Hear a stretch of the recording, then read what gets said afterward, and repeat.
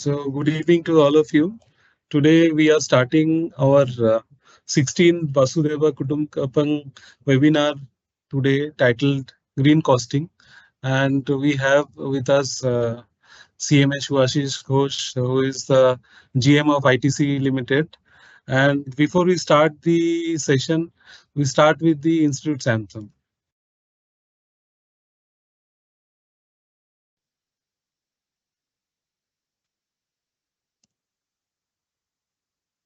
असतो मा सद्गमय तमसो मा ज्योतिर्गमय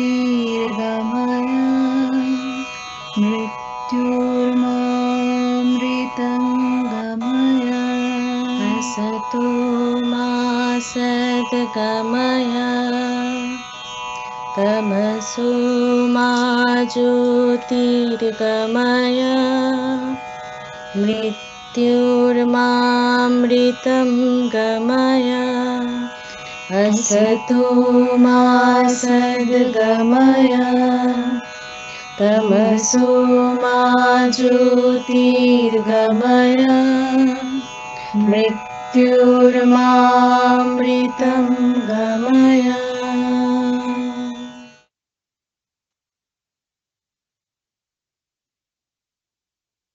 So just we welcome you back, and just to have a brief profile with our speaker for today, CMA Shubhashish Ghosh is an experienced and result-driven finance professional with over 30 years of expertise in financial accounting, strategic investment and diversification, system process setup for new business and digital system architecture. He is presently working as General Manager ITC Limited since 1990 at Bengaluru, that is Karnataka. He is qualified cost and management accountant and did his graduation in commerce from St. Xavier's College, Kolkata, and schooling from South Point High School, Kolkata. He is a prolific writer and has contributed in Management Accountant, which is the monthly journal of our institute. With this, I request our speaker for today to start this session, sir. Thank you, Dibadu. Thanks everybody for taking your time out, and that too in a afternoon of Friday. It's almost like we are approaching weekend, and on a topic which is definitely very one is very interesting, number two imposing, and I would say it is now threatening. So we Sir, should. your video is, I think, mute, sir. Can you open your video, sir? Yeah, yeah. Thank you, sir. Is it okay? Yeah. So, so I would like to basically thank all of you and good afternoon to all for participating in this. And this is very interesting topic, and that too on a Friday afternoon where weekend is approaching thick and fast. We need to obviously engage, and then this is a task that we are giving to ourselves to ponder over the weekend. Don't spoil the weekend. I mean, I also love to enjoy weekend, and especially by playing golf, which Dibendra has missed out. But yes, so I'll start the presentation. Just give me 2 minutes. I'll share the slides.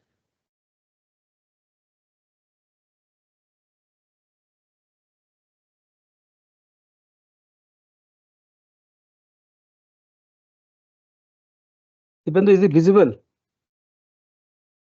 Hello. Is it Yeah, visible? sir. Yeah. So today, in fact, green costing is obviously a name which I won't say I've invented, but it was basically costing, nothing but an extension of costing. And the principles and practices of costing, what we have done over period of time, that it helps us to actually accurately pinpoint, do a measurement. And if I can do accurate measurement, then I can actually do an effective control. That's the basic principle of costing, accounting, and all principles of measurement and measurement and costing principles. So the green costing is actually centered around that. We were trying to basically see that whether the aspects of the cost which actually gets into the life cycle of product or a service delivery, can that be also integrated, which is pertaining to our environment, society, and governance. And in these days, I think most of the organizations are actually looking at more of a drivers of valuation, and ESG is one of the critical factor for determining the valuation of an organization.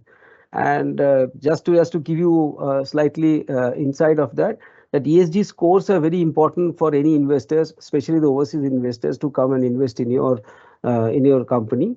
And mostly, if you look at the startup fundings or crowdfunding or evangelist funding, all these kind of fundings are actually heavily reliant on the valuation of ESG, because ESG actually decides whether it is a sustainable business model or not, or it is just a fly-by-night operator who is operating for a couple of days and then it will disappear. So that's why I was trying to basically keep the whole topic that how do you drive ESG by using the methods of costing, and try to bring in that costing the realm of all the environment issues and the sustainability issues. Now, which I'm trying to basically touch upon. The current traditional costing method, we are only talking about the historical cost which we are incurring in a transaction form. But there are many other climate change issues which we have experienced. I think especially this summer was really torrid, and monsoon was very erratic. And it is not only about India, it is about the entire globe. In Brazil, last year there was a flood, and this year there was a drought. So this kind of a drastic climatic change, and I think west coast of US, almost every 15 days they are facing cyclone. So therefore, this kind of variability of climate has actually the root cause for us to now look at, or take a fresh look, because we are uh, now into a survival mode rather than on a sustenance mode.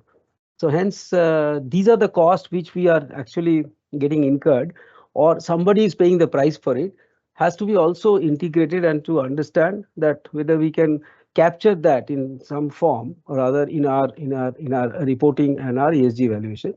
And hence, we have to do a little bit of out of box thinking, break our thought process out of our traditional costing method, and see around the environment which is actually helping us to do the businesses and the society on which we are thriving, because business is only thriving or going to thrive if the society exists. And then see whether those costs we can also meaningfully capture, and see whether it is really getting addressed or not. And that's why I said it integrates with the environmental cost. And ESG factors are very critical for our business valuation, as I was mentioning, because these days investors are very, very mindful. I mean, they're saying that if you are not in a business which is ethical, you are not in a business which is which is actually sustainable to the environment, we will not like to invest, even though your returns are high. And globally, there are companies who are very, very cash rich, even though, but they are having a lot of headwind in terms of getting investors to invest in the stocks, which are uh, perceived to be not compliant with all ESG factors. And hence, since we are all basically cost accountants, so accounting is also part of our core profession, and that's why if you can integrate the financial decision, so green costing can actually sit on the financial decisions which will drive the ESG objective for long-term sustainability, because sustainability is now becoming very, very critical. The kind of, and we have actually just come out of 3 years of COVID, so that is also a very, very torrid experience that everybody is still having. So hence, sustainability and survival is very critical as far as our not only business, but as this planet is concerned. And it is a sustainability, not only the responsibility of the sustainability is not only with the corporate or entity. I think all of us are responsible. Just to take a little bit of digress here, if I may say that, do today we actually measure carbon footprint of all the corporates or a manufacturing organization, but we are as an individual are also creating a lot of carbon footprint, even by taking oxygen from the atmosphere and releasing carbon dioxide. How do we recycle it? How do we create a balance and try to give that oxygen back? We can do it by some simple actions. We can minimize our usage of car, or we can try to use more EV, or we can try to walk if it is a close by places and reduce that carbon footprint. And you can start planting trees or keep some plants around your house, so that at least the release of the balance between the this carbon footprint and oxygen intake can be normalized to some extent.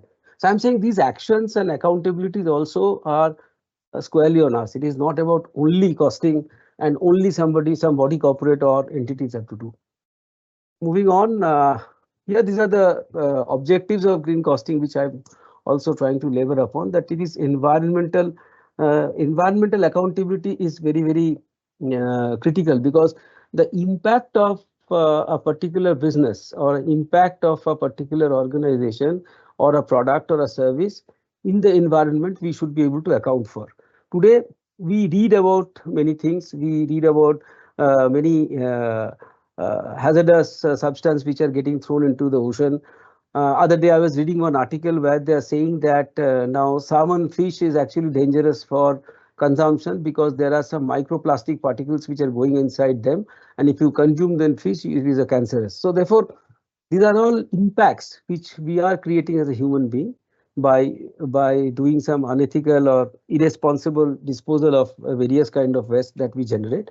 And hence that accountability is very important, and how do we account for these kind of cost and the overall impact. And hence your information for or a decision for one particular project, or a decision for a particular product launch, or decision for a particular business, it should be on a total cost approach. It is not that just we are going through that conventional method of marginal costing, where we will take all the variable cost of RMPM, manufacturing overhead and freight, minus the revenue. We know this is the margin. But margin is not about that only. Going forward, that is what the objective of the green costing, that there are many hidden undisclosed costs which has to come out, and then see whether that particular margin which we are showing as contribution is sustainable over a period of time or not. Because tomorrow, if there is no human, there is no consumption, and hence there is no business.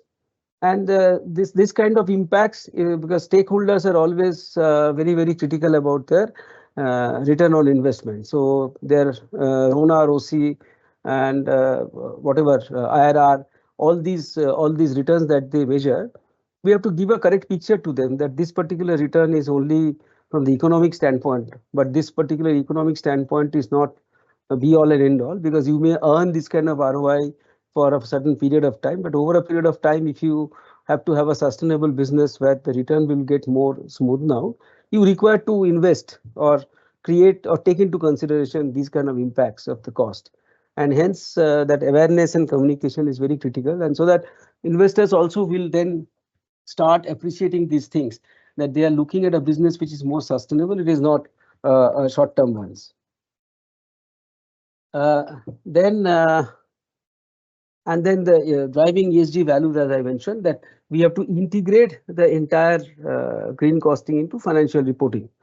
Yeah, I know. I mean, sometime in our formative years, when we have to learn the financial accounting or accounting, any event which has a exchange of, which has got monetary exchange, we call transaction.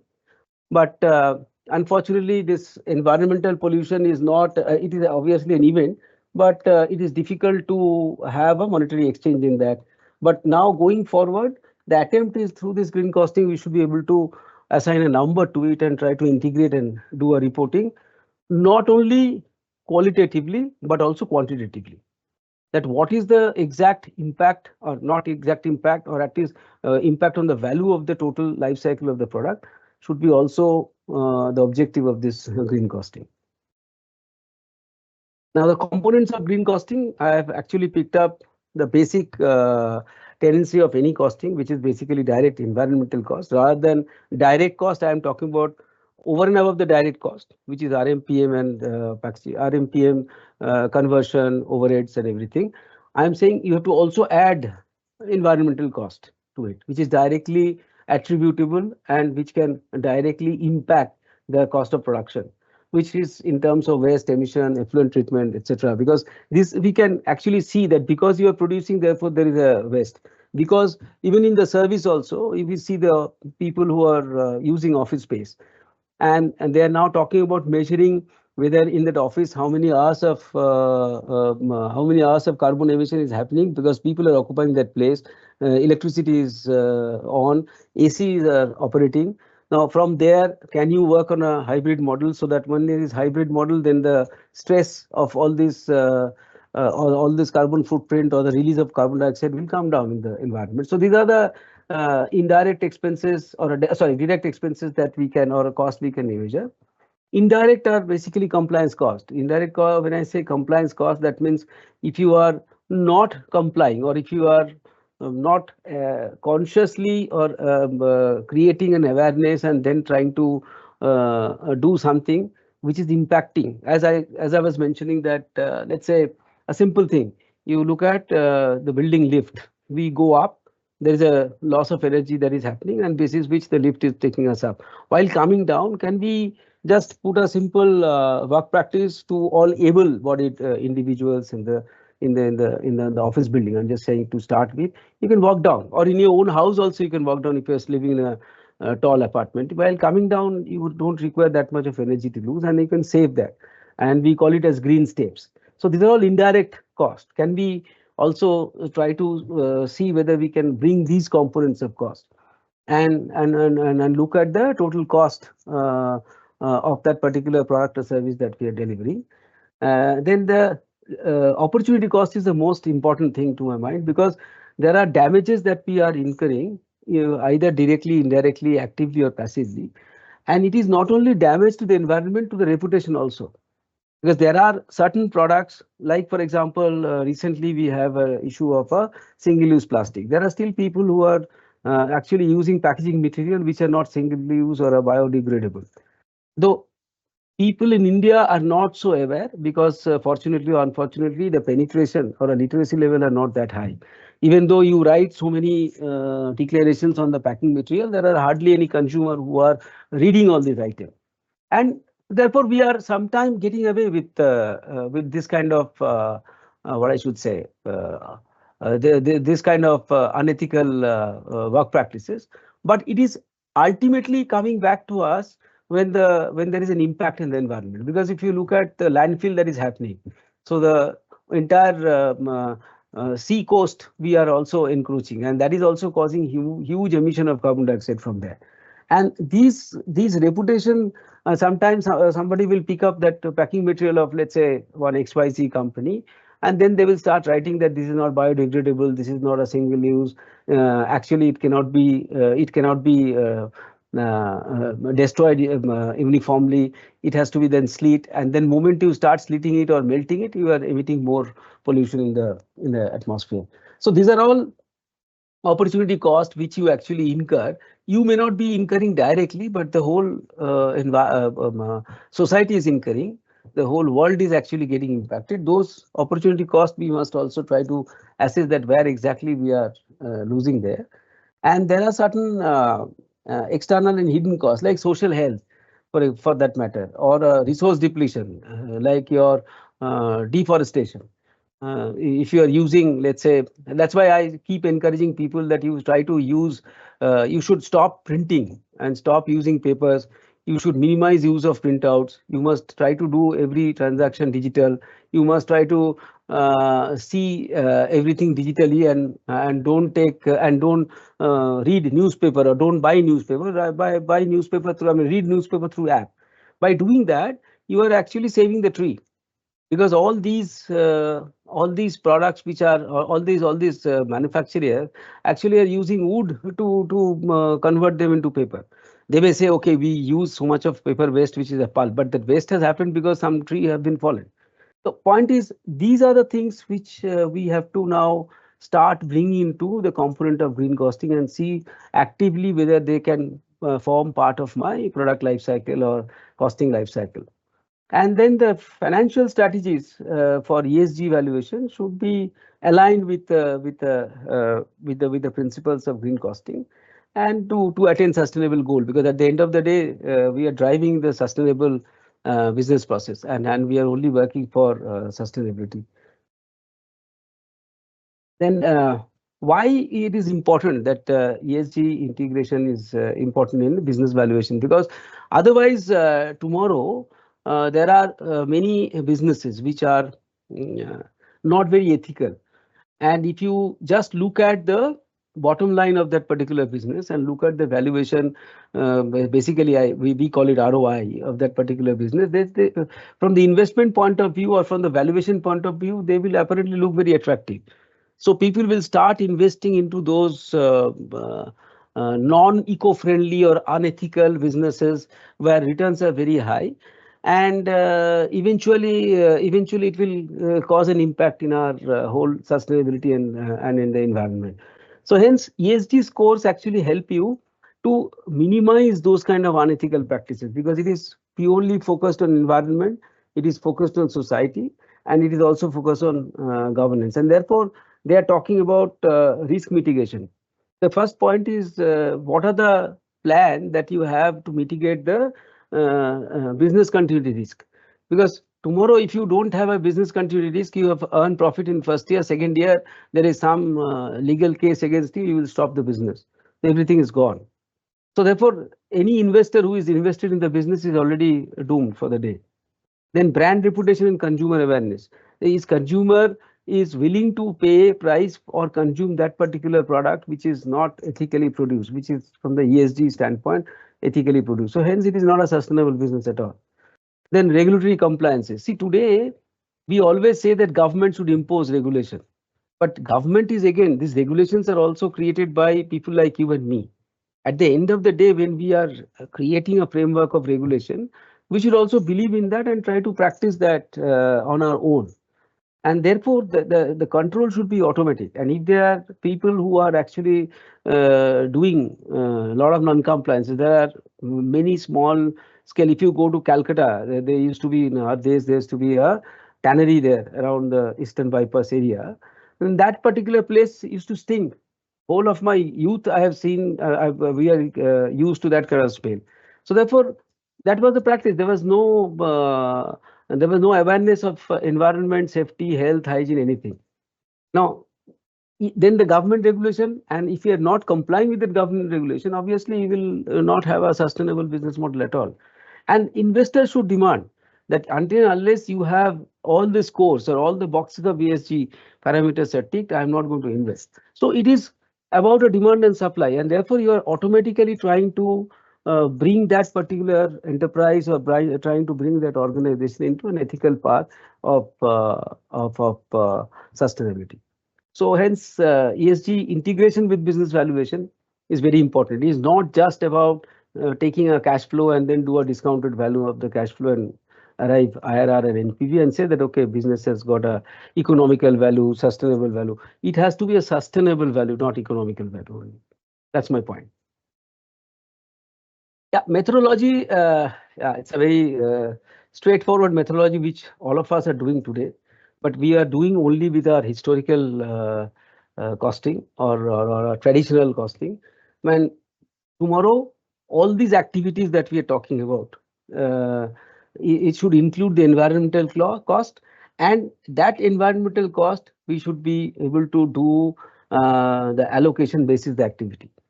Today, that particular part, there are, I know in a company like ITC, we have a separate report for ESG. We have separate report for EHS. So those are the separate reports which are coming, which are not getting integrated with my books of accounts, and they are not getting reported in a quantitative form. They are not part of my books of accounts. So therefore, there is no allocation logic there.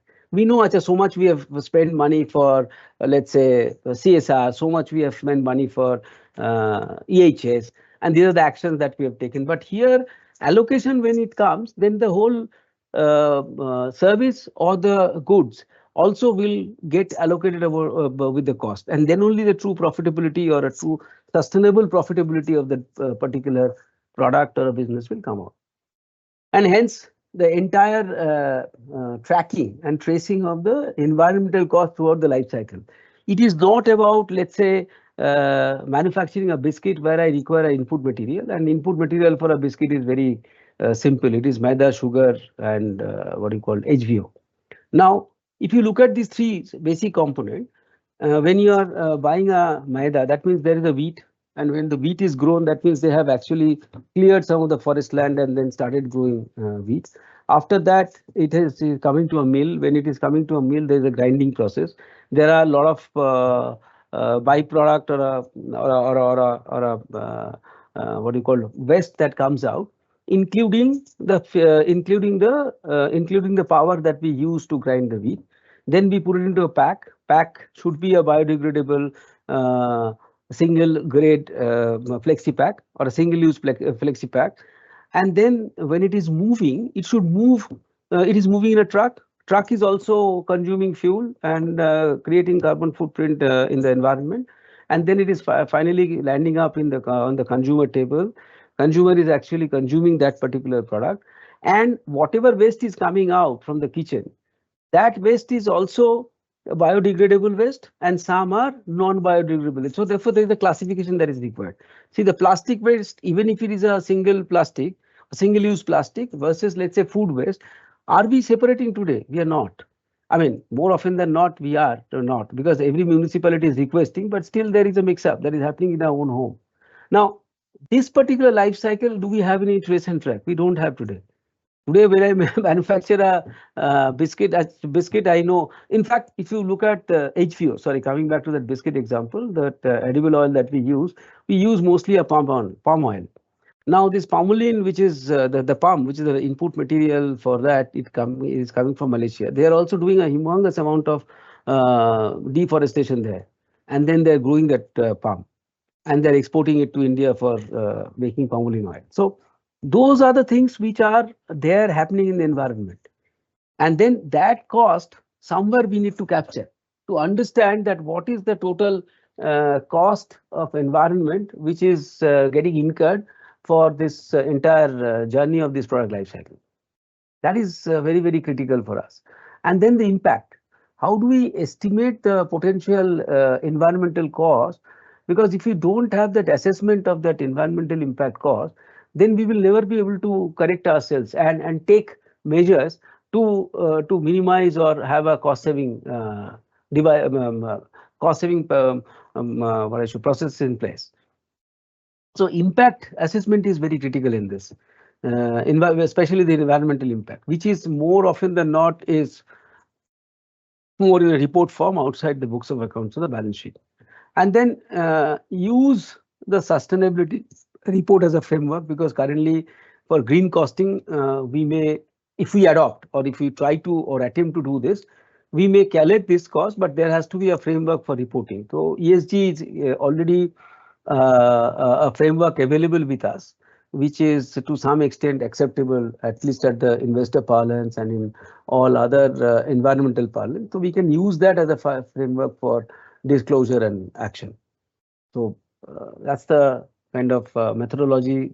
These are all, let me tell you, these are all suggestive, which I'm trying to basically put across to all our fellow professionals, both who are sitting on the both sides of the table. Some are practitioners, some are preparer like me. So therefore, we can then obviously, I'll share this presentation. Dibyendu is already having a copy. We can deliberate much later. We can also network, because I am not an environmentalist. I am not a scientist. I'm a, as Dibyendu has already mentioned, I'm a hardcore cost accountant, quote unquote Munim. And throughout my life, only I have done cost accounting, costing, and some system process implementation. But more and more awareness and more deliberation is required from all of us, from every walk of life. It is no longer restricted to few EHS qualified people or few technical people who have got understanding that how much efflux should be discharged, how much should not be discharged. It is a very, I would say, it should now become our way of life. It's more almost should become habit like a religion.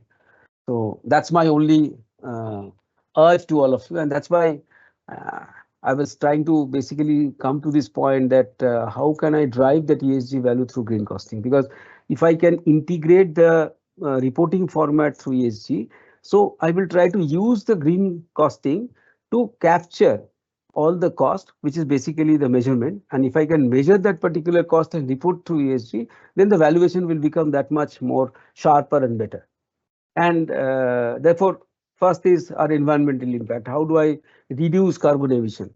That means if I am talking about a reduction of carbon emission, then I will report that so much of carbon emission is happening, and this is the cost of buying the carbon credit. Now, if this is the cost of buying the carbon credit, what is the cost saving? We should use alternative fuel.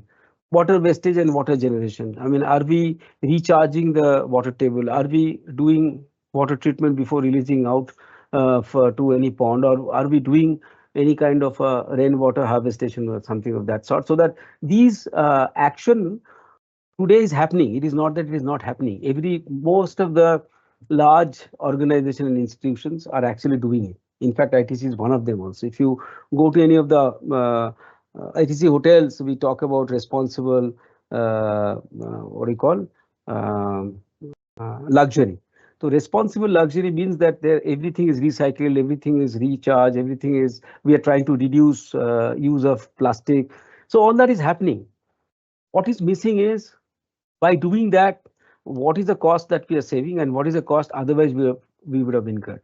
So what is that the sharp decision? I mean, by doing it, what is the benefit we are getting? And hence, am I improving my ESG score and then attracting my organization for a better investment from the discerning investor? That's the part which is still not being done in a more, what I should say, structured manner.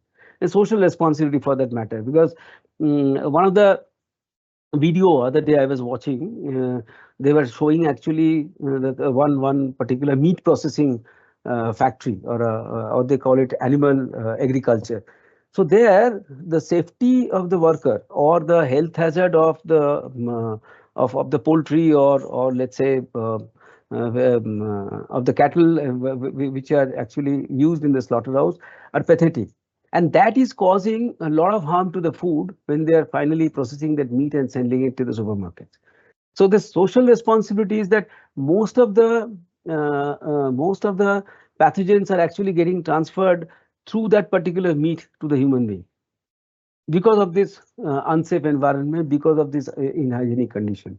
And hence, how in the society at large is actually getting impacted by consuming that meat which they are selling. And nowhere it is written that what is the condition of the pigs or hens or whatever cattle that is getting processed and coming out to the supermarket. So, and then the government practice. The most important thing is, people only talk about that government should impose this, government should impose that. We should promote transparency and accountability, because every strategy should be aligned with what you are giving back to the society and how are you contributing to the environment. Because if there is no planet, there is no business. So that part we have to get completely clear in our mind. So it is not that government alone is responsible, and government is what? Government is basically you, me, and all of us. It is not that government is some god from the sky has come and he is trying to do something. So once we have a transparency, we should also have an accountability. And accountability means that we should actually stand up and take note of those misdoing or misgiving that has happened, and try to basically fill up and correct that situation, even at the cost of doing it. And hence, all strategic intent should be ethical and sustainable. I should not throw anything in my neighbor's doorstep as a garbage. If I put the garbage bag out of my apartment door and put it in front of my neighbor's door, is it ethical? It is not ethical. I should not do that. Whether there is a government imposed fine or not, notwithstanding, I should not do that. So those are the things which should be put into place. And if I do it, it should be it should come into the know of this costing process, and we should assign a cost to it and see what is the kind of cost of misdoing also going to impact your valuation and profitability of the organization, and hence impacting the sustainability for a medium to long term. Yeah, there are certain implementation steps also I have suggested. It is obviously a very open-ended one. There may be many other ways we can do this implementation.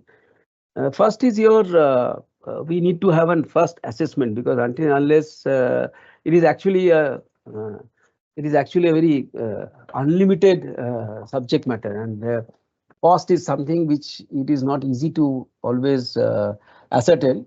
So therefore, first we should have all the ESG related, because ESG has got some kind of a framework which will help us to ascertain what are the costs that we should immediately look at and try to address them. So it's a step-by-step process, because if I say that you have to assess all environment related costs, which will be something very uh, what I should say unwieldy, and it will take some time. But for quick and ready implementation, first step we should try to do a ESG guideline based assessment of the cost which is there in the environment. Then try to align and integrate the report in the environmental cost into financial system, and see whether we can actually create a cost sheet other than our traditional cost. Can we superimpose these environmental costs and see what is the total cost coming to? It may be sometime, I mean, initially, or when we will start doing it, it will be like a modern art, and then slowly and gradually, when this haze will get cleared and things will become sharper, the real image will start getting emerged. But I hope that that image will still be a green in color. The most important part is building awareness. See, today the point that we have in India is that penetration of one, obviously literacy, and number two is awareness, because people don't know, even though various statutory bodies, they actually insist, like FSSAI and all, especially in the food industry, they insist that you have to do this kind of, or weights and measures, they talk about various disclosures. But most of the people in SEC downward, they don't know how to read. Even if it is written, even the contents are given. You really ask me, accountants like me, if I go through the content and then they give some percentage of that particular ingredient in that particular product, vis-a-vis the weight that is given, it is absolutely impossible for a common man like us to do a calculation and derive that whether it is good, bad, ugly, or otherwise. So therefore, that awareness is more commonsensical to my mind, because I, even though I've used the word training, but people should be aware. I mean, you should not spit all over the place, because that spitting, I mean, during COVID, at least that part was very nicely taken care of, and we also kind of build self-awareness that there this kind of spillages or uh, this kind of wrong habits in various open space we should not do. So therefore, similarly, the disposal of waste, handling of waste, then usage of what I should say, minimize your own carbon footprint as an individual. How can we do that? Can we rely less on transport where your let's say usage of fossil fuel will be more? Can I walk down? So these kind of awareness actually also help you to build a good environment. And I keep going back to those 3 years of our solitude that we had got locked up in our own individual home space. Even though that was a very torrid time for all human being, because we being a social animal, we always like to socialize. But there are very good things that has happened at that time. If you look at the whole index of your air and other climatic condition, it has actually got stabilized during that time. And air was also very fresh and clean. So therefore, the pollutions level were very low. So hence, I'm saying that we should not get the COVID back. That definitely not. But there are some good things that we have learned. Like today, this webinar. In earlier days, somebody has to go there, stand there in person, and there will be a room full of people who will be listening to this discussion. But today, we can actually have these webinars with a larger participation on the fly. And this is more, I would say, green. Why? Because otherwise, I have to take an aircraft from here to go to Calcutta. Dibyendu will send me a ticket. I'll again come back. So I'm actually consuming and creating footprint for me, carbon footprint for me. At least I've saved that. So I'm saying whatever we can do in a small way, if we can do, it will actually culminate into that Ram Setu, because Ram Setu, if you remember that squirrel story, so it's like same. The effort may as an individual look very small, but collectively it will be enormous. So that is very critical piece that we must look at.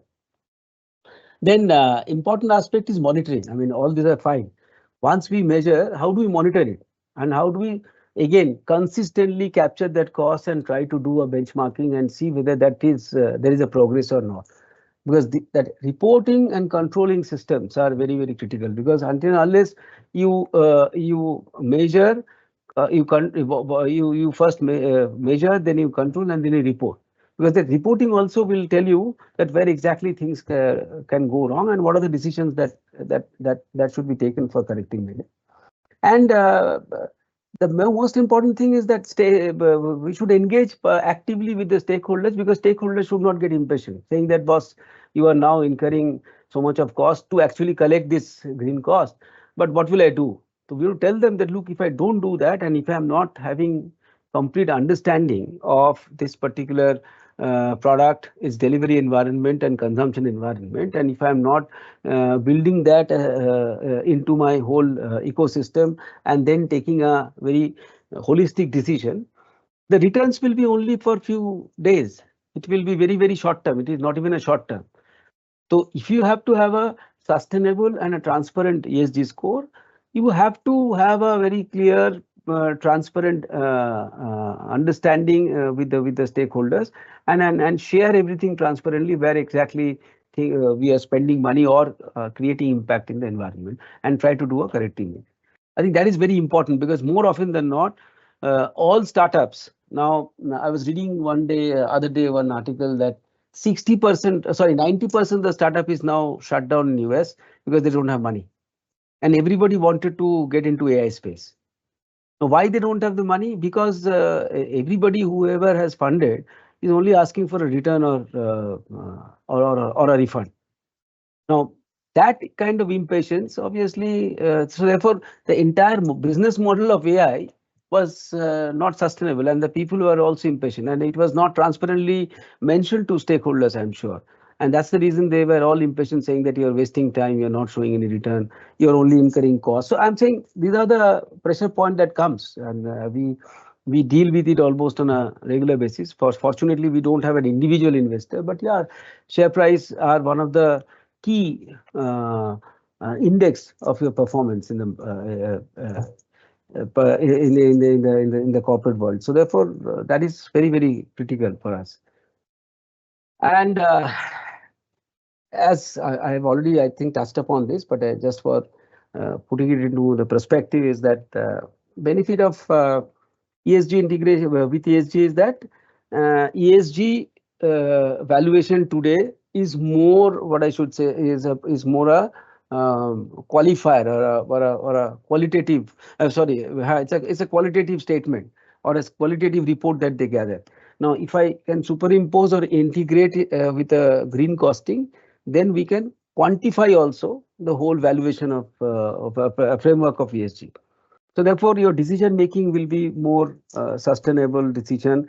Cost saving areas can be easily identified, because that's the most important thing, that where exactly you are incurring cost. By changing some of the practices, you can actually reduce the cost. Then regulatory compliances. Regulatory compliances, if you are not complying, what will happen to the business? That is the most important part. And then enable business to comply with environmental law is, yeah, you are complying, and if you are complying, is fine. But if you don't comply, what will happen is something which is very critical, which will also come out of this, because we are actively collecting cost and then trying to show that impact. Then by showing numbers, because every investor, mind you, needs a number, and moment they look at ROI of a particular investment or a business with the number, where you also have got a number which is supporting the ESG valuation, then obviously that will be more attractive, and then they will have more faith in that and trust in that particular enterprise. And this is actually a market differentiator, because uh, a company who has got all the sustainable practices and leaders of sustainable practices actually drives a better market value, because they are always seen as a more ethical organization compared to others, and therefore, like there are, then we actually give them the status of institution rather than corporation. So therefore, it creates a lot of imagery enhancement for people, and these are all driving factors for ESG valuation.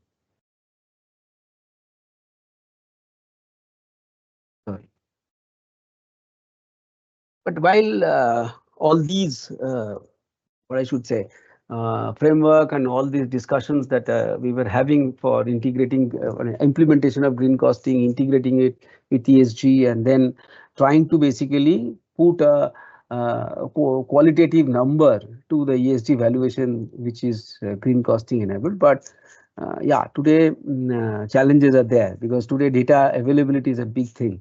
Currently, even if you ask simple data from a pollution control board, that data, first of all, it will be dated. You don't know that particular data is coming for which year. And more often than not, the systems are also quite, what I should say, compromised to many areas. And hence, some of the information are not actually transparent and free flowing. So therefore, that is a big thing because first of all, you require data to assign cost to it. If you don't get the correct data, you will obviously not be able to assign a correct cost. So therefore, that availability of data is a big thing.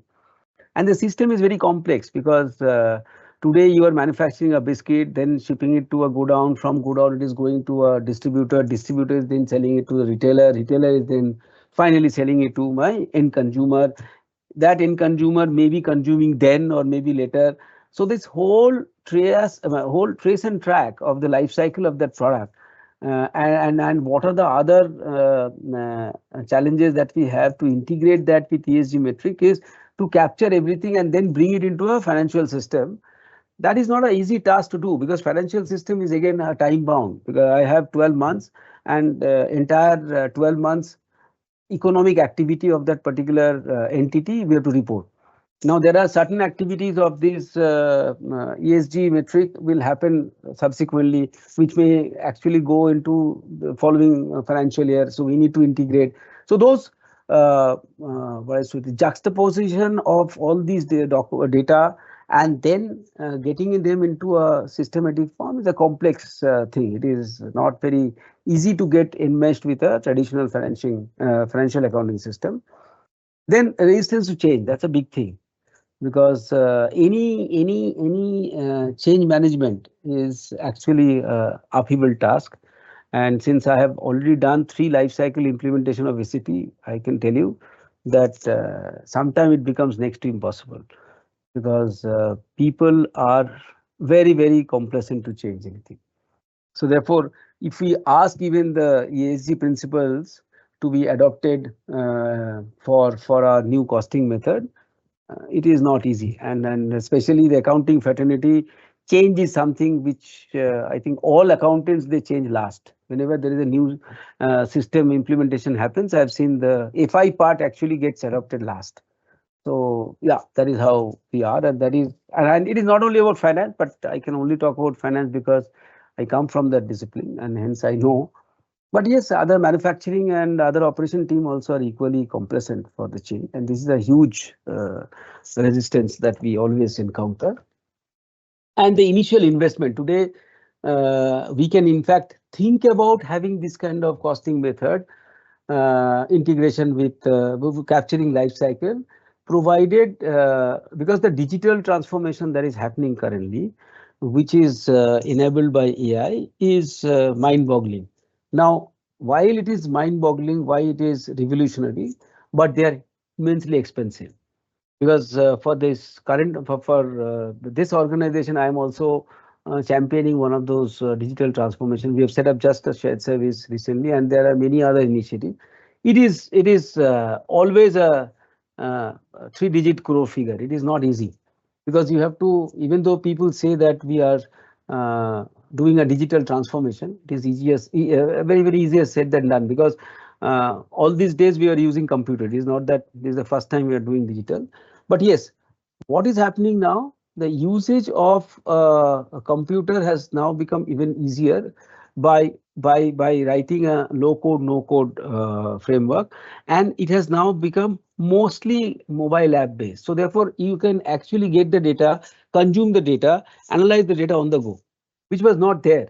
So today you can actually click a picture and convert that entire picture into a story and then translate that into data and transfer.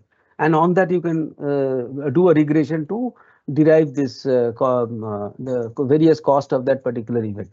So that is possible, but that is while it is possible, while there are a lot of development happening, but it will require a initial investment which is on a very, very higher side. So therefore, adoption by every organization will be a little bit of challenge.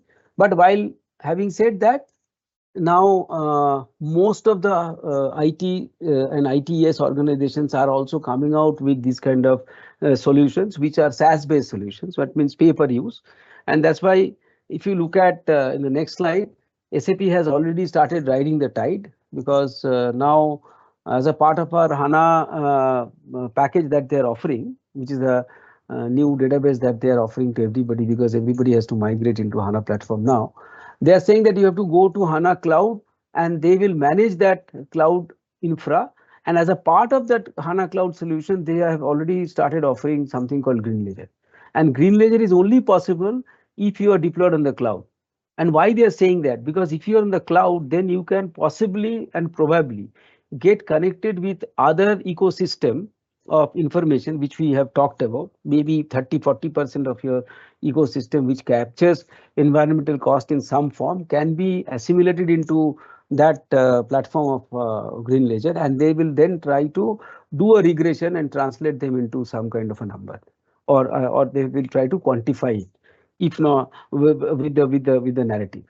So hence the point that I was discussing with SAP when they were in the process of this Green Ledger, I said in the ledger you may have a ledger, but in the ledger how do you get the number? Because see, AI can give you a number, but how do you know that number is correct? And therefore you require a costing method to ascertain the accuracy and the correctness of the number. No, until unless you do that, your measurement will be wrong, your decision will be wrong. So therefore, that is one, I'm saying at least directionally they are already there. So therefore, we have something to fall back on, and we can obviously uh, leverage this and can assist for tracing and tracking and reporting green costing. Then yeah, data automation is a big thing, which I think most of this environmental data rests with the government organization. So therefore, there is one challenge of getting that information, or we may think of creating some of the private organization through blockchain technology. We can apply the blockchain technology to collect this information, but you require a huge network of people who have to actually start exchanging that data, and then it can be assimilated into a costing form and for measurement and reporting. So therefore, the traditional role of CMA, because the validation of green costing report and then advising that particular outcome for ESG strategies will be a very, very key role for CMAs, because the sustainability accounting and the certification is going to be the next thing that is going to happen. Because today we are actually surviving, not sustaining anymore. Sustainability is still a long term, but today the kind of climate change that we are looking at and the kind of loss of natural resource, loss of human life is happening. We have now come to almost a survival mode. So therefore, we have to start thinking about, we have how many standards? I think 22 when I left. I don't know, maybe there are some more got added. But now we have to start going back to a drawing board, sorry, and then start looking at our accounting standards that we have and the various accounting reporting format that we have, and then start realign this entire thought process and give it a try, whether even if it is, let's say 10-20% alignment with this kind of a strategic valuation reporting, which we can do through ESG by aiding it through green costing method, then it will be a big step forward, I might. So we are now no longer looking at a bottom line, which is just a bottom line. We are looking at a green bottom line. And when I say green bottom line, that means that particular bottom line which that enterprise is actually driving has taken care of all the issues of the environment, which we have captured and then reported. So the powerful tool to integrate, and hence this particular bottom line is sustainable. And it is sustainable for the financial decision also, that the profit that I am reporting today, this profit is actually a sustainable profit. It is not that today I will have 10, tomorrow I will have 2, next day I have to wound up the business because of the continuity issue. Because the government regulation has changed, I cannot actually do packaging through flexi packaging, and my entire business model is flexi packaging. Therefore, I have wound up the shop and go home. It is not that, because I have already factored in all those risk factors and then aligned myself accordingly. So then, and that's why ESG alignment enhance their brand value. Obviously, as I was mentioning, that if you're a ESG compliant organization, your obviously brand value will be much more superior, not only for the product but also for the organization, which will actually attract investors and drive a long-term value creation. Because obviously, investors investment drives the value, and then they are the people who are trying to invest for getting a long-term value from the organization. So my call to action is that enterprise must integrate green costing to ESG to create a sustainable and responsible entity for the future. Because I don't think there is any other way by which either we can protect the environment, and to protect the environment, this call to action to my mind is almost like a must. It's a chicken and egg story, because without this, I don't think we we we we are going to have a very good way forward, or a very happy way forward. So only I think in my article also I try to mention that do we still call ourselves a CMA, or we have to think about something else? But that I leave it to all of you. I'm sure you guys can come up with very what I should say, creative and very uh, attractive profile. But the crux of the matter is that yes, we have to save this planet, and we have to still go back and see that the color of the sea is blue, sky is also blue, and it looks pretty. Any, Given though I'll pause here, and I have actually got a few minutes to share with you guys that tomorrow, if you have to basically go, if you are sitting on the other side, and if you have to go and convince your client that yes, there is something that we have to do beyond the books of accounts, and try to integrate that particular principle of costing into the books of accounts and see whether we are in a sustainable quotient or not. I have few pointers to all of you to share, uh, uh, which is basically a pointer for a framework, which you guys can. I will walk through you guys, and then yeah, then we can conclude.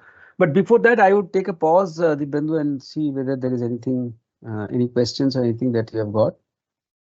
I'll Yes, yes. Thank you, sir, for your unshare this presentation. presentation. And we got some few pertinent questions, which I will Yeah. share. First, sir, just to tell what is the role of the CMAs in green costing? So, what are the takeaways, if you can highlight, sir? The role of CMA is that, as I always believe, that costing is something which starts the accounting process, because financial accounting is actually capturing of all the financial event that has already happened. But before a product is launched in the market, it is CMA who are deciding the cost of the product.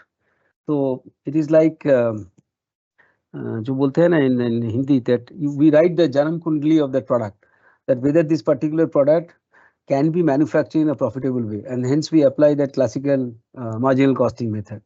So the role of CMA is always relevant. Only thing I was trying to highlight here, that uh, is this the limited role, because we have enormous powerful tool in our hand which is called costing. So if you have that knowledge, and if you have that power of actually ascertaining the cost of product and the services, why don't you expand your horizon, take it beyond the traditional method, and see what else can actually come into this play to make this more comprehensive, so that there is a sustainable way of doing the business before you take a call. Because otherwise you create a product, you create and then you do a costing. Suddenly, you will see it is highly profitable. You will jump into that particular business. Tomorrow, uh, some legal ban will be imposed, or some government regulation will happen, or it's like I can tell you one thing. Uh, we wanted to export wheat when the Ukraine war was happening. So we started getting wheat from every nook and corner of the country, and suddenly there's an imposition of ban of export of wheat. So the whole business model is thrown out of the window. So definitely it was not a sustainable thought, if you really ask me, on the hindsight, because one country is not able to supply to the world because they're under war, and we were trying to take that advantage. This is all short term, and I would say windfall. But sustainability is not about windfall. Sustainability is about continuity, and hence our good old concept of going concern, which I always tell people that I may come, I may go, but that concern will always be going. There, I think we have a larger role to play. Only thing we have to broaden our vision. That's my humble submission to all my friends, colleagues, and fellow professionals. Yes, sir. So another question has come, sir.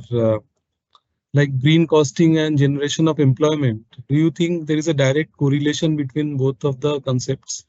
Yeah, today generation of employment is important in this because the green costing is riding on humongous amount of data gathering. Now, you may have a Gen AI to run the regression, but I require what I should say green warriors who will go and collect the data. Today, he may be writing it in notebook, and therefore physically it is not economically it is not feasible to collect the data.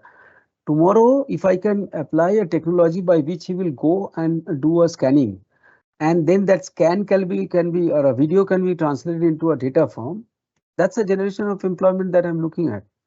So large ecosystem will get benefited out of this, where the data collection is going to be very, very critical, because costing can only work provided I have data. If I don't have data, then obviously there is no costing. What will I measure? And I can only control what I can measure. So hence, yes. And this is not about only CMAs.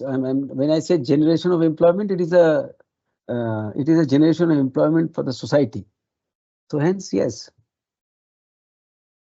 And therefore, coming back to that point of your sustainability, this is again a sustainable model, because what you earn, you give back to the society, and hence the circulation of money will continue. Sir, this question is a little dicey question, but I don't know whether you will answer or not. ITC is known for cigarette Yeah, mainly is the core product, yeah. and you can feel that it's an impact on the health and obviously the long-term health of the individual. So, as an organization, how do you feel that being having such a thin product in your portfolio, how it is impacting your carbon footprint, and also you are telling about green costing. Both these are having a conflict of interest. Do you feel it is Okay. justified in No, that way? okay. I obviously speaking, I have joined this organization when I just got qualified way back in 1990, and those days, it was basically passion in the mind and dream in the eyes. So therefore, we wanted to do a job, and in Calcutta, this was one of those coveted company. Now, when it comes to green costing, I mean, honestly speaking, this green costing is purely idea that I have kept to myself, and I have only written that particular idea in our institute journal and in few places in my LinkedIn account also I have mentioned there, but I have not propagated this particular green costing to ITC. But let me tell you one thing.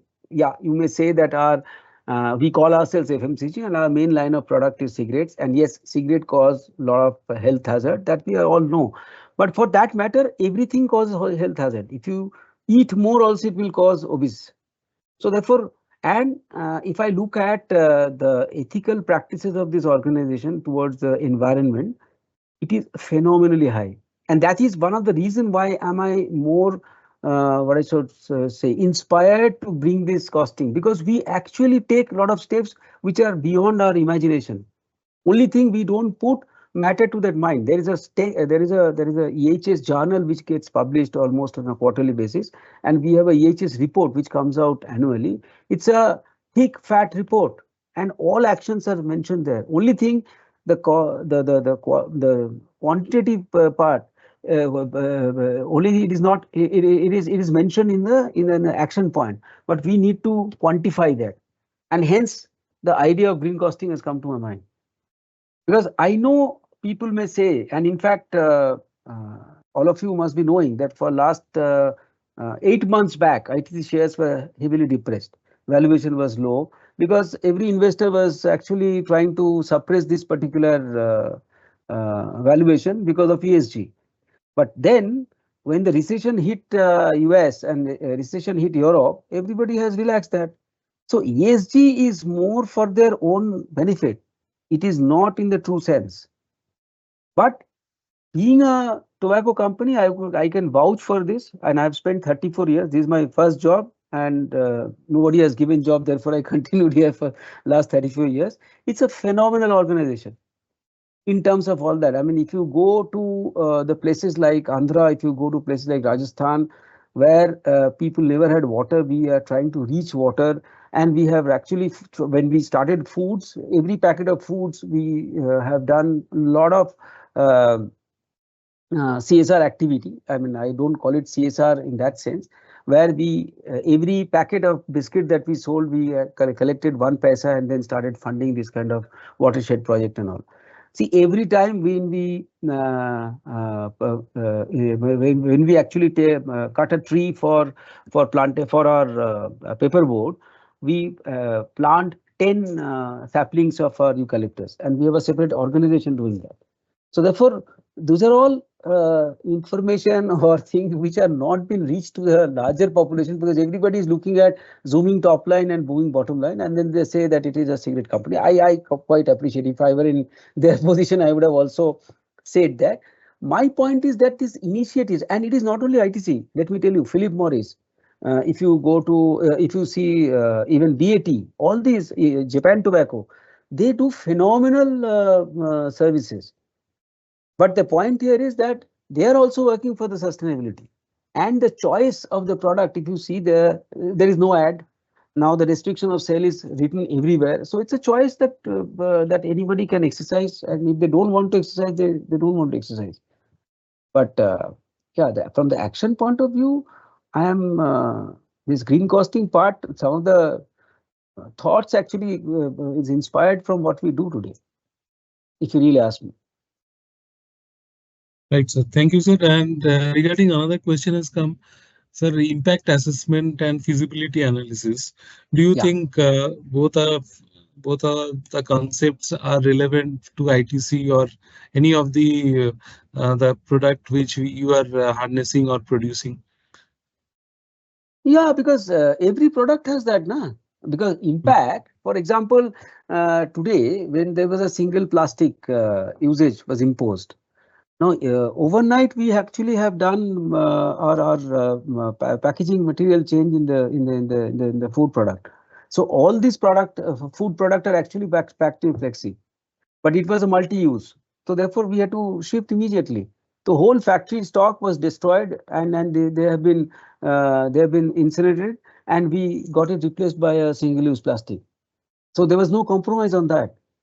And and on top of that, whichever product that we are also available in the market, what we have done, we ensure that we go out into the community, started linking up with the municipality and collected all those packets back, and then created some collage and done a lot of mixing with the road tar, so that particular product will not get mingled with other biodegradable plastic and then cause some pollution in the ocean and other places. That we have done. And even though, and these are for 5 rupees biscuit, 10 rupees chips, and 10 rupees noodles, even for those products. And cigarettes in any case are not in plastic. So cigarette is all paper. They're perfectly biodegradable paper boards. So these are all done. And only thing, as I was mentioning, to these impacts are already been assessed and people have taken action, but we are not putting number to it.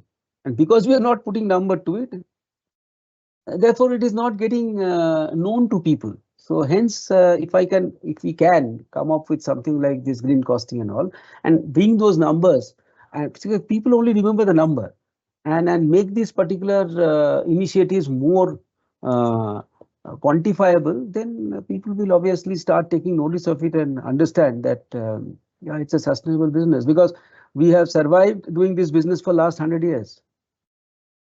So 100 years is a long time for any sustainable business, to my mind.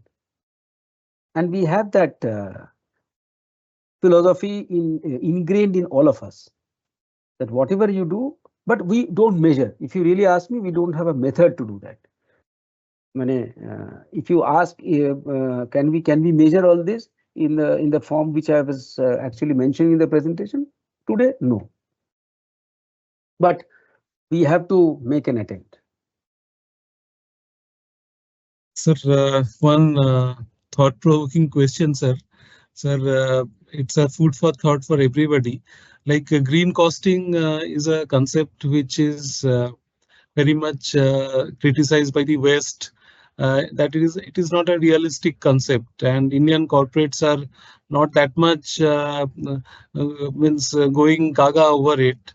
So, do you think it is just a compliance, or is it realistic, and really all companies will vouch for this in coming days? Uh, okay.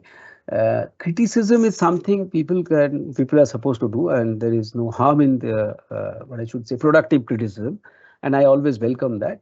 And especially when I look at West, see today, if you look at two large continent, Europe and America, what is the manufacturing setup that they have left? Nothing. And that's the reason they're into a perpetual recession, because they have outsourced everything to China and the other Asian countries. So therefore, obviously, they will have no impact. But they themselves, if you go to the European countries, they actually start riding bicycles. They have started popularizing EV.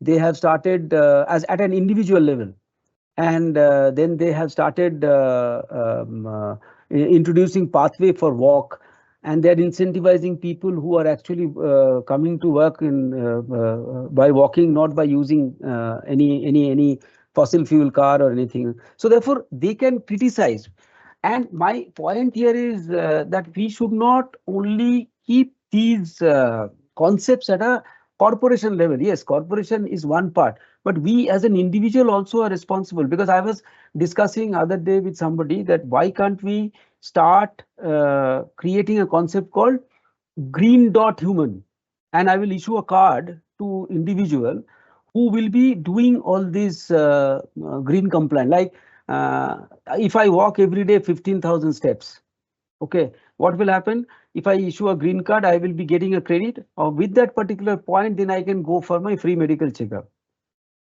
So these are the things, if I start doing it, automatically every corporation will also participate. See, it is all about demand and supply. Tomorrow, if I ask that, see, unfortunately, in country like India today, EV, which is supposed to be a non-polluting or a less polluting transport, is a very expensive car. Number two, if you look at organic is supposed to be less polluting, it is more natural, it is expensive. So anything that is pure is novelty, anything that is processed is mass. So that part is a cultural shift, and government also have to come forward. They are not doing that. They are also not doing that. And as an individual, if we can trigger a more responsible consumerism, I mean, that is one of the thought I have, which I will try to publish in some of these days, that we have to also demand. See, today, whatever we demand as a consumer, we only get. So tomorrow, if I say that I am not going to buy this particular product until unless you tell me from where it is sourced, whether it is actually manufactured in a factory where the child labor is deployed or not, where it is manufactured in a factory where it is all women employment is there or not, if I demand, I will get that. And for that, if I pay 5 paisa, 10 paisa extra, and then get that, every company will try to comply with it. Today, we are not demanding, nobody bothers. That's what I'm saying. So literacy level is so low. Everybody opens the packet, eat biscuit through a packet, and they will not even bother to throw in a proper dustbin. They will just chuck it on the road. So culturally, that awareness has to be there. And I'm saying why am I addressing this to Cost Institute?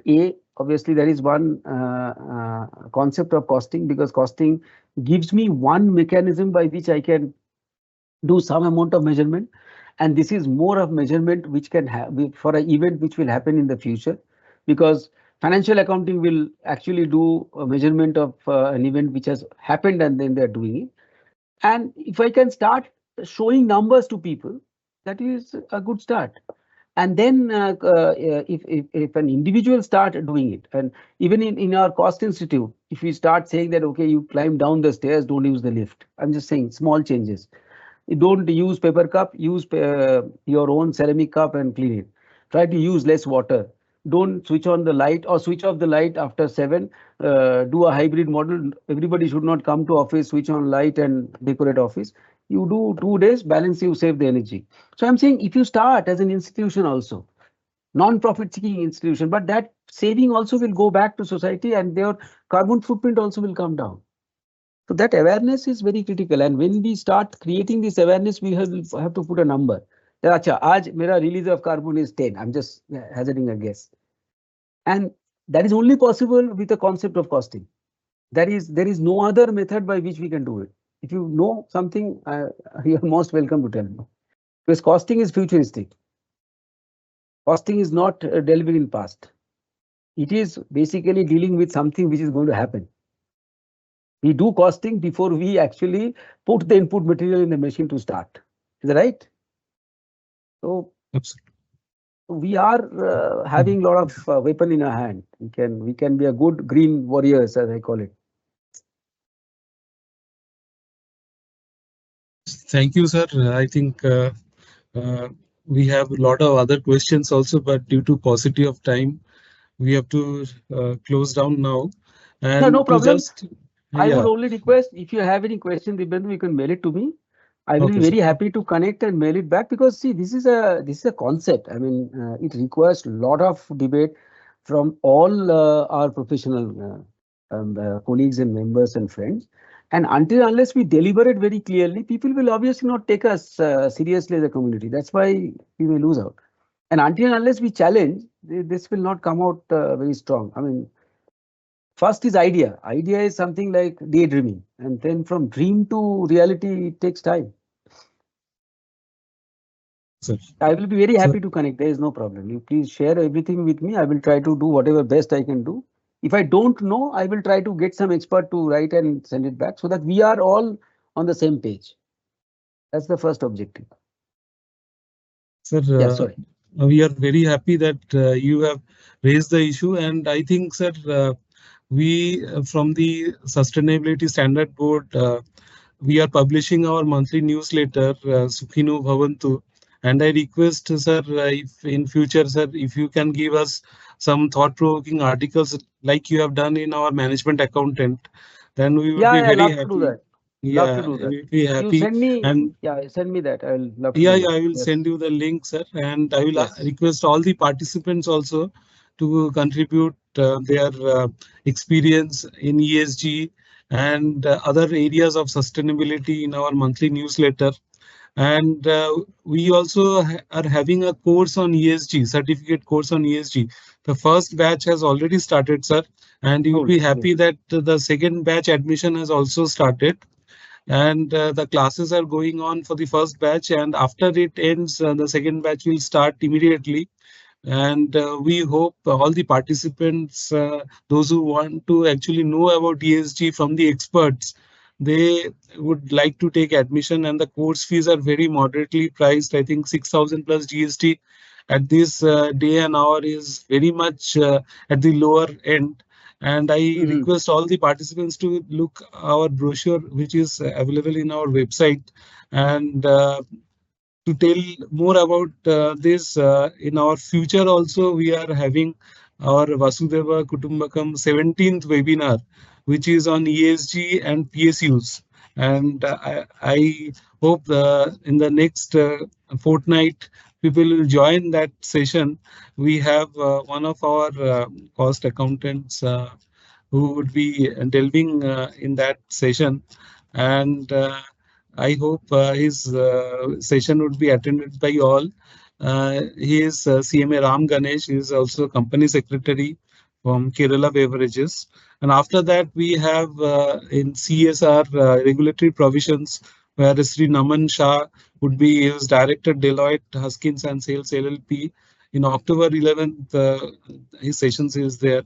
And then we have other future sessions where CMA Chandrasekhar Chincholkar, Ms. Priya Subramaniam, and CMA Shekhar would be taking all. You can see our website. We have given all the details in our Sukhino Bhavantu, our monthly newsletter, which you can browse for thought-provoking articles and also many features having a lot of areas of sustainability. And I will share with our sir, with Shubhashis sir also, so that he can also give his expert Yeah, opinion. yeah, yeah. Love to. No, no, love to do that. And you share those. Yeah, sorry, I don't have that. I haven't done that browsing of your website. You send me the link. I will try to also go through it. And then if there are people who are interested, because this is one of the most critical thing that is going to happen now. We are all sitting pretty, but one day it will really hit us like a tons of brick. The sustainability is something we have to now immediately address. I'm very happy at least that we are much ahead of the curve now in this, because this 6,000, 7,000 rupees is actually no value. It is priceless to my mind. Because that is, I'm very happy. Just send me those links, Dibendu, if you don't mind. Yes, Then yes, we definitely, sir, obviously I will try definitely. to whatever little we Yeah. can do. We have to all contribute. It is not that it is a single initiative. It is possible, but yes, we must do that. Thank you Thank very you, sir. much. Thank you, sir. Thank you. And before we end, our CMA Dr. Aditi Dasgupta would give a formal vote of thanks for today's webinar. Over to you, Aditi. Thank you, sir. Thank you, Shubhashis, sir. Thanks. My Thanks. heartfelt Thanks. thanks Arif. for the insightful and engaging speech, sir. Thank I you. mean, your expertise and deep understanding of the subject matter truly captivated us all. I mean, we are grateful for the time and effort, sir, you dedicated for preparing such a thought-provoking presentation, sir. Your contribution added immense value to our event. And we, ICMI and SSB, definitely look forward for the opportunity to learn from you again in the future, sir. Thank you once again for the outstanding speech, sir. Thank you very much. Thank you. I also thank our President CMA Vibhuti Bhushan Nayak, sir, CMA TCS Srinivasa Prasad, sir, our Vice President CMA Dr. Ashish Mithatte, Chairman SSB, and all the SSB members, CMA Dipendu Roy, Secretary SSB and Additional Director ICMAI, for their immense support, trust, and motivation. I also thank the IT department for making this event happening. Thank you so much, everybody. Thanks a ton, everybody. Thank you. Thank you, sir.